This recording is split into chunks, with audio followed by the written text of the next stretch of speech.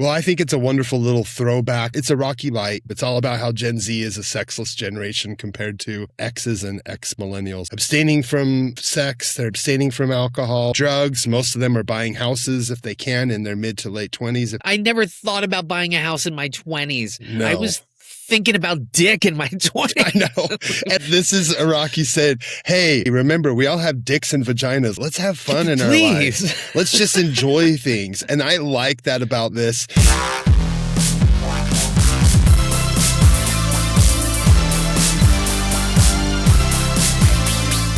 Hello, friends and listeners. You have a brand new episode of Watch Skip Plus. We want to be your go-to source for insightful and pop-cultured movie reviews. My name is Jose, also known as Cupcake, and I'm joined by my co-host, Mike the WillDaBeast. Mike, how are you doing? Doing great. Doing wonderful. We got to stay out of the heat. It's been a hot one throughout America, I'm sure globally. But we're going to talk about the counter-programming to the big beast this weekend. Yeah, so the big beast is the big spider, Spider-Man. Meanwhile, yes, it has been hot. Here I am in a sweatshirt. Folks, this will become more relevant when the movie premieres. Anyway, yeah, so we decided not to cover Spider-Man Brand New Day. And I just have to tell you that, like, everything I read about Avengers Doomsday is making me, I hate to join this camp. It's making me want it to fail. Yeah, the trailer for that movie looks god-awful. It looks like AI the movie, so it looks disgusting. I can't. We are reviewing Gregg Araki's I Want Your Sex. Mike, when I say to you Gregg Araki, what immediately comes to mind? Oh, Nowhere. That's the movie that comes to mind to me, but of course, you know, the what do they call it? Teenage Apocalypse trilogy. That's really where it comes down to me. But I have a really soft spot for Smiley Face. I saw it at Sundance. So the films of his that I have Stoner comedy. Yeah, Kaboom and Smiley Face and this. I've seen most of his films have premiered at Sundance. I actually had never seen Splendor, so I watched that.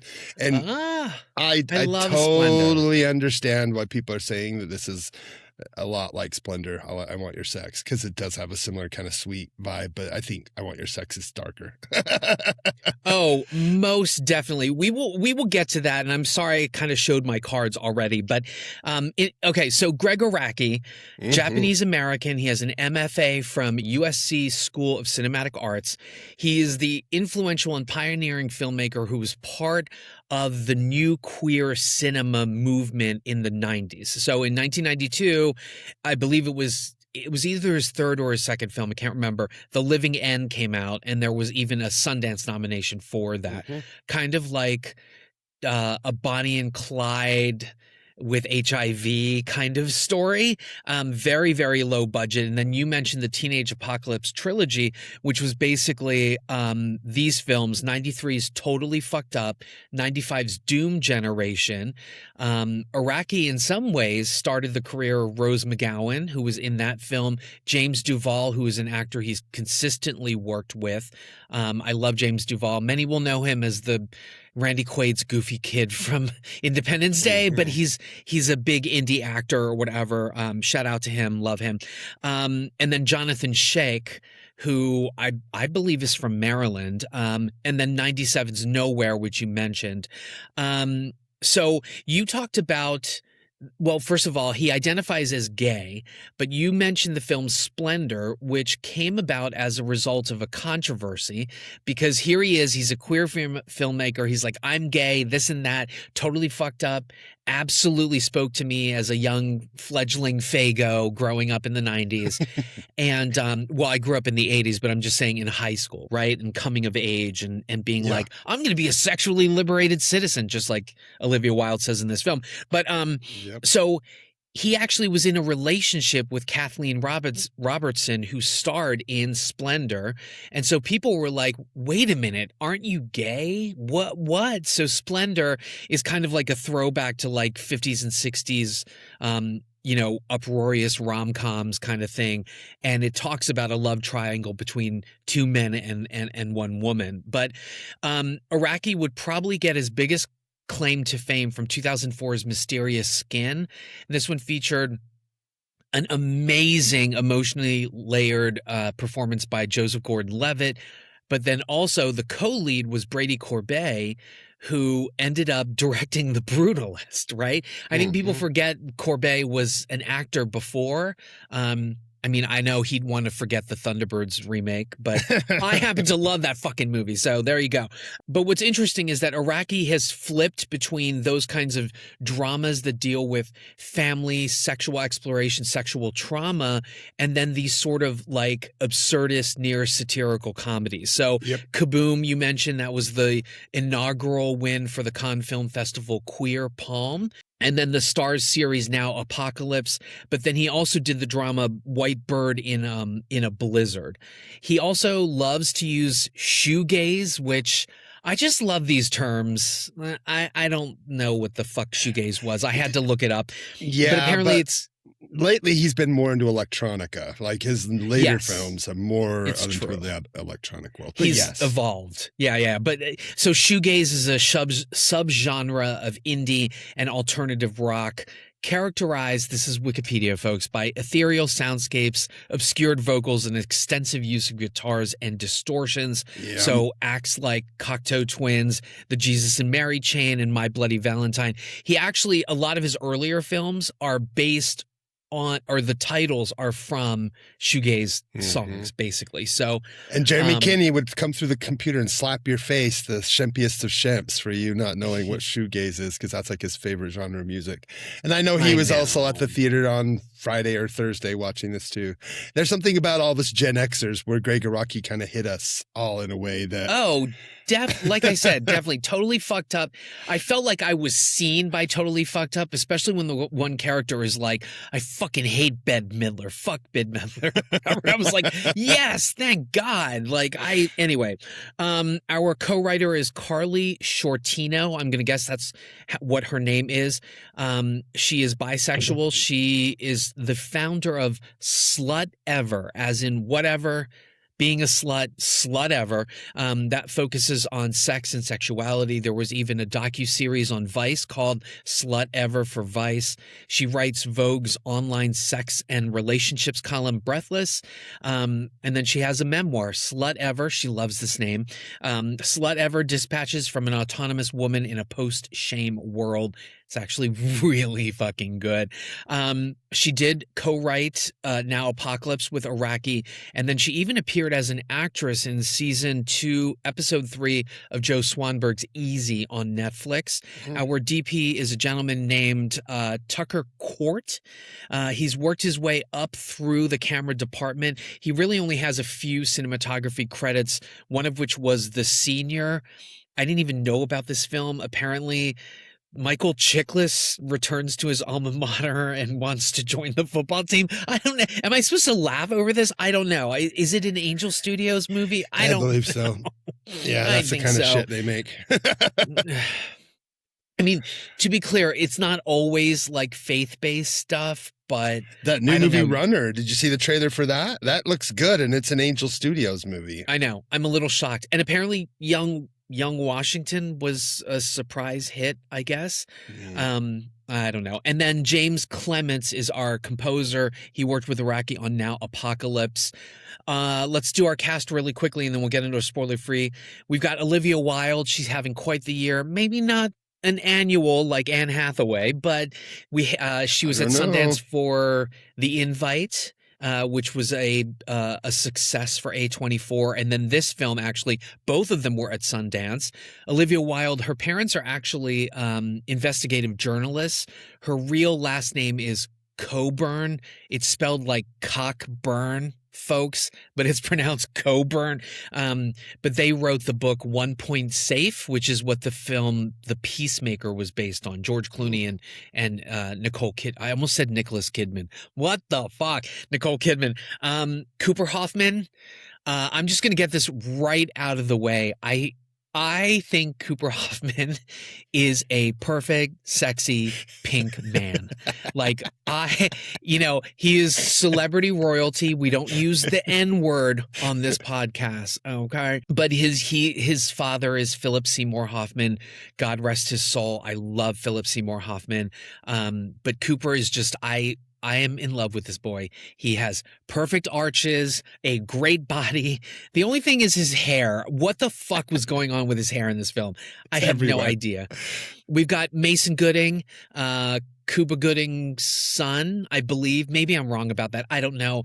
I have called him one of several charisma vacuums, right up there with Jacob Elordi. I don't know. I just don't think he can act. I actually liked him in this one, but yeah, he is one of those. Yeah. I think he and Glenn Powell are in a race for watch Skip Plus actors that I continually rag on when we review their movies. Chase Sui Wonders. I do love her. I think you have something to say about her, maybe. But she's always good in films, even if the films are not great. Like, I'm looking right at I Know What You Did Last Summer. No, I actually like her. There's one act. Well, I wouldn't call her an actress, are you but there's one person that's in this that I will not be nice about. Are you talking about my other hated actress, singer, Charli XCX is in this? Jesus Christ, why are we trying to still make Charli XCX happen? Blink and you'll miss Margaret Cho, Johnny Knoxville, Daveed Diggs is in this. I almost didn't recognize him. I was like, why does this guy... why does this bitchy Queens look so familiar? And then this is weird. In this film also, in a very brief role, we've got Michael Hitchcock, comedian actor. He, came up through the groundlings. And then Nathan Bexton shows up in here. He was Bruce number 2, but we talked about Nathan Bexton before because he was the guy in Go who was tripping out and talking to the cat that we thought Michael Johnston looked a lot like in Obsession. That's our cast and our crew. Again, I liked mostly everybody in this film. I thought everyone did their best with this type of screenplay and this type of Araki film.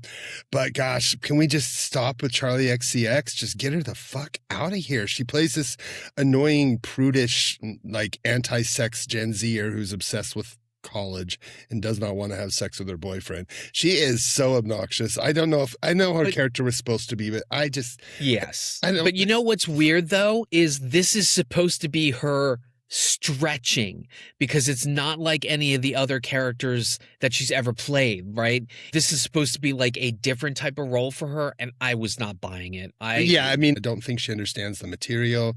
I think she's in it just because people know who she is, but I think she needs to stop acting.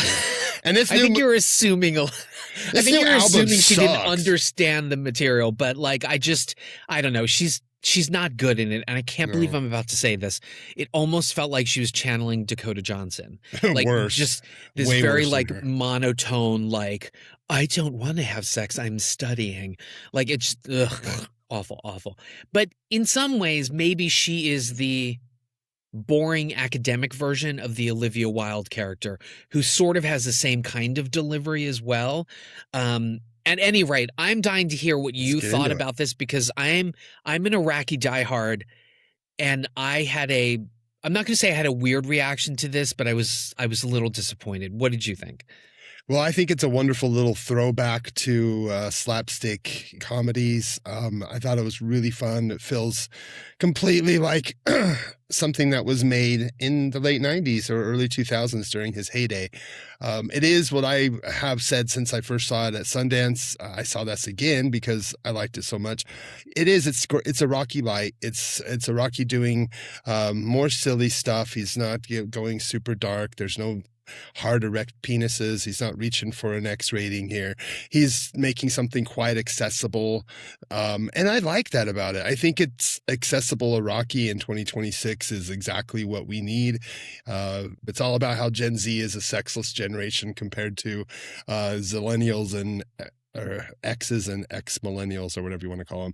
They're kind of like these milquetoast like kids. This generation does not look at sex the same way. Studies are showing everywhere that they're abstaining from sex, they're abstaining from alcohol, many of them are abstaining from drugs, most of them are buying houses if they can in their mid to late 20s if they can, and they're staying responsible. It's so weird. Let me tell you something. I never thought about buying a house in my 20s. No. I was thinking about dick in my 20s. I know.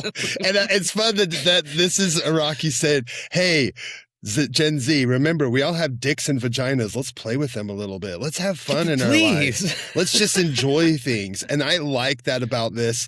It does make some strange like swings and misses with its comedy style, mixing animation, which of course he's done in previous films. It's not unlike him for that zany kind of animation stuff. There's a sequence where we're supposed to see a pair of breasts that end up animated bouncing around. That's quite funny.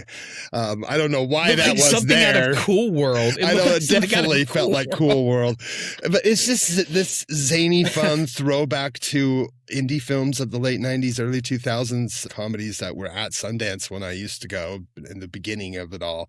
So it's for me that makes it work. Tonally is kind of all over the place. I don't like how it starts and tries to start as a mystery.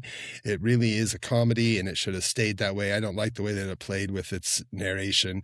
There's a lot of bouncing back and forth between an incident that happens with Olivia Wilde in the beginning and then their past relationship, and then we have these two cops, which you mentioned, played by Knoxville and Cho and Margaret Cho. They're fine. I mean, they're fine. Again, I think this is Knoxville being like, hey, I did a movie with Waters, I might as well do one with Araki and get them all in there. But they're not really much, except just they needed actors and they wanted to work with them. But I thought it was fine. Overall, I enjoy this. It's not perfect. It is Gregg Araki light. It's probably in the middle of the pack of his filmography, but hey, we haven't gotten a film from his since 2014, and that was his weakest film. So I'm glad that he came back with about White Blizzard? Yes, White Blizzard doesn't work for me. He tries to go too dark, which is fine. I know it has some emotional meaning to him, but it didn't work for me. So I was very happy to have him go back to his zany, fun self. I like Kaboom. I like Smiley Face. So I definitely like this one.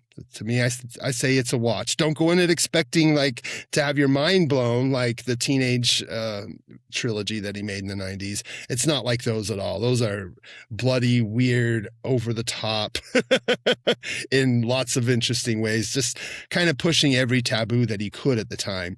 Now in his, gosh, I can't believe he's almost 70. Now that he's getting in his late 60s, I think that he's found his groove where he wants to be. And this film feels like he's touching back to, his highlights. But that also can bring some faults, which, this is kind of a greatest hits reel of things we've seen done by him and by others. I think it is very much like Secretary, but with, the genre flip, or 50 Shades of Grey with gender flip. So you kind of take those two movies, combine them, and flip the gender. So it's fine. It's fun. I enjoyed it. What do you think? Yeah, so accessible Araki would never have been a phrase I would have ever thought of watching his filmography, like ever, even with the success of Mysterious Skin. And so I'm just going to say straight out, this is a soft watch because I am an Araki diehard, but I was very, very disappointed by this. The trailer paints this to be like a 50 Shades of Grey or a Secretary, and it's not, unfortunately. Every one of Araki's films does have some sort of central mystery or some sort of central character revelation where we start at the end and we learn things about the characters, right? I didn't get the movie that was sold to me in the trailers. Which is fine. I don't like trailers to begin with. It's why I try to skip them and I hate talk about them, honestly. But this comes off more like a queer kink-filled Sunset Boulevard. So we've got this opening, there's an incident that happens, and then you've got the two detectives. Meanwhile, I'm kind of like, wait, where's the happy-go-lucky sex exploration with pegging that I was sold, right? Here's the thing. Everybody's really, really good in this. I think Wilde is beautiful and gorgeous, and she just owns the screen with her character. Hoffman is so adorable. He's got that sense of bewilderment and trying to learn about his own sexuality and what turns him on, and what that means in the context of having sex and connection and things like that. But this is kind of a mixed bag. I mean, it borders on like satire and parody, and it's trying to make all these grand statements about sex, but none of it gets reinforced. They really could have had a great movie about Zillennials, Gen Z, their fear of sex, and then finding out that do like kink. But because it's so all over the place tonally, like you said, it doesn't work. Now, I will say it is entertaining to watch. I did laugh. This is prime Araki. I know I just said I'm an Araki diehard, and this is a strange criticism, but his filmmaking style really hasn't evolved. I was surprised that this movie looked a little cheap. That it looks he's still exactly like his old films. I mean, it looks cheap. Looks like it was made on, a small sound stage somewhere. Yeah. And then it's got all the stark close-ups, the weird angles, the quick cutting. His films can be so choppily edited that they jump from one thing to another. And it's weird that he hasn't evolved at all. I mean, listen, even Steven Soderbergh has kind of evolved from his indie styling's origins. So it was a surprise to me that he's not learned anything. Like, I don't understand what's happening. To be sure, some of this looks very commercial, and I think that's the point. So the commentary he's sort of making here is the mainstreaming of kink and queerness. The fact that she pegs Cooper Hoffman in this, I don't think any audience is going to blanch at that. In this day and age, right? I mean, everybody's talking about pegging and butt sex with heterosexual men, right? But then I think, again, there's a hilarious group sex scene, where he sort of reels in his roommate who may or may not have a crush on him. And I was like, wow, this is talking about everything, being sexually forward, but then dealing with the consequences, because some people can't treat sex physically. Like, there is an emotional connection, and it just, when you intertwine your bodies and your feelings like that, like, it's fraught for emotion. People catch feelings. But then there's also commentary about contemporary art, posthumous success of artists. I don't want to say too much beyond that, but this could have had some impact, but instead it's all over the place. It is kind of like, accessible Araki. And so I guess my point is, accessible Araki doesn't always make for powerful Araki. I will say this. We were supposed to have a guest, Tyler.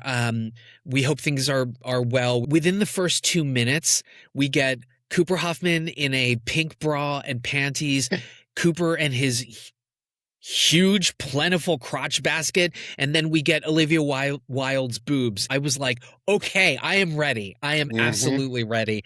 But to be sure, it wasn't the sex romp that I really thought it was going to be, because he's doing that weird Sunset Boulevard queer redo. Yeah.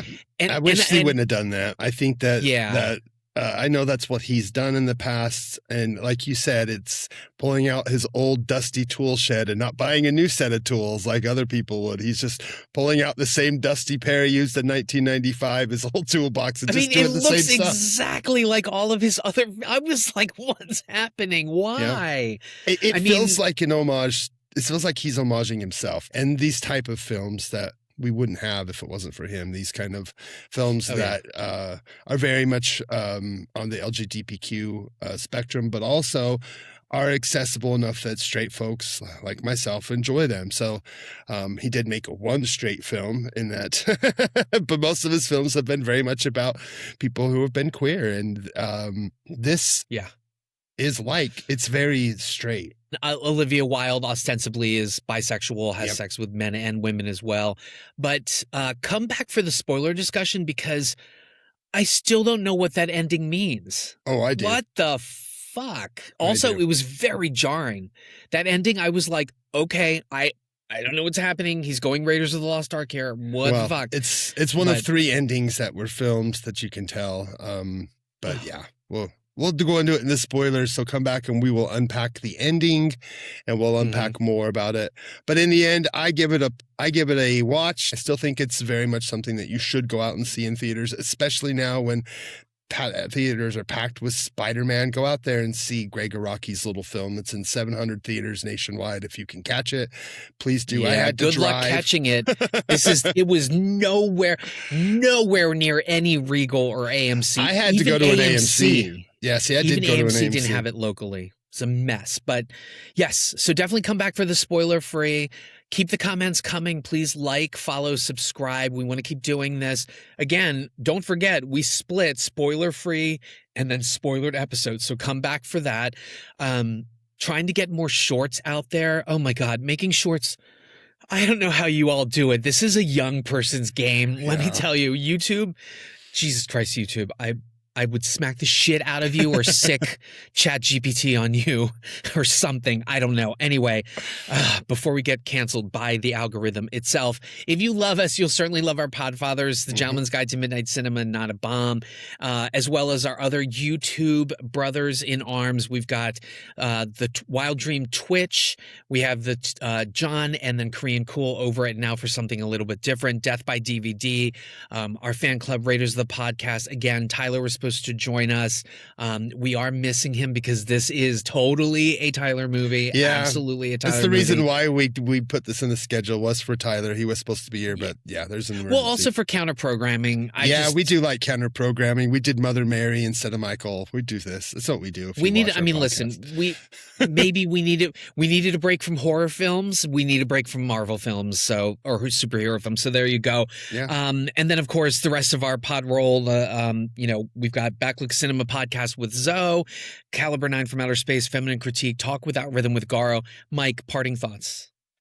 Yeah, get out of this heat. Get out there if you can. Get into the movies. See as much as you can. I know there's not a lot, but if you have a local art house, there's a lot of cool stuff playing. And go support your local independent films, which it was fun to get back out to go and see this. I had to get to an independent film. So it's nice to be able to see independent film in the theater. Absolutely. And judging from the trailers, I think August is going to be a really weird fucking movie release schedule. There's some outre I don't even know out. What we're getting locally. I've got the Miyaza camp slasher. Oh God, that looks great. So good. Teenage Sex and Death at Camp. Yeah, if I can catch that, we'll review that. If not, we've got the Ice Cream Man with Eli Roth, and then I think there's. I'd see it. We love horror films. I'd do either of those. There is the Broken Lizard movie, the third in the. I guess it's the end of the trilogy of the Super Troopers. That's coming out as well. Okay. So. Hard pass. I love those guys. Hard pass, especially after Club Dread. Oh, shush up. I love Club Dread. That's my favorite. Girl. Anyway, as always, folks, be kind, be open. Maybe I need to be a little more open to the Broken Lizard guys. Be kind, be open, be vulnerable. That's where the art is. Catch us on the spoilered episode for I Want Your Sex and come back for a really crazy August. Yep. Bye. Bye.